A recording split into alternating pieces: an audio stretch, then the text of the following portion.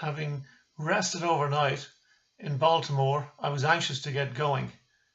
There were a few spots I definitely wanted to hit on the way back.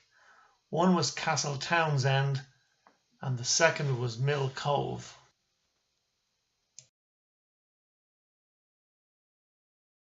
One of the delights on Sunday morning at around 10:30 was when I passed a pod of approximately 12 dolphins. Sadly, I wasn't quick enough with the camera, so I didn't get a photograph.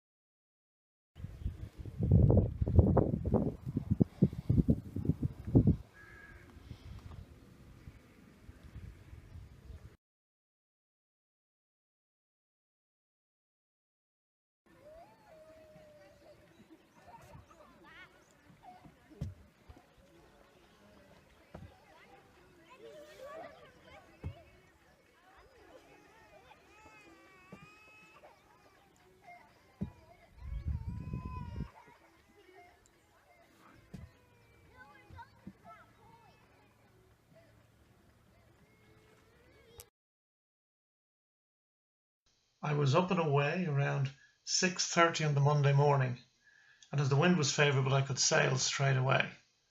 Proud to say, I actually sailed inside Dulick Rock, a fearsome splashing piece of frothy stone.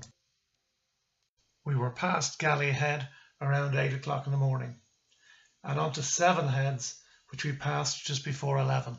My original plan was to head for Cormac Sherry, but I decided to bypass this and push on to Crosshaven.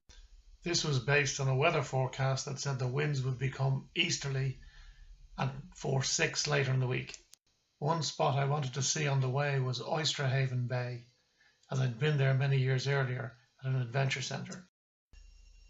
I tied up for an hour around 2:45 in Oysterhaven Bay, had some lunch, and then pushed on towards Crosshaven.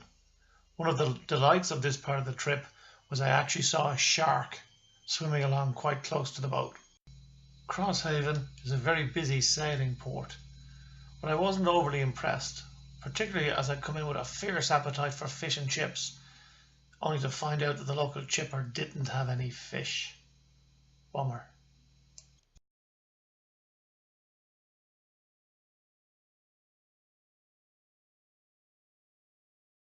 Once out past Roach's Point, we were committed to heading for Dungarvan, because all the other harbours along the way would be difficult in easterly winds. Ballycotton, Ardmore, these were not likely places to stay.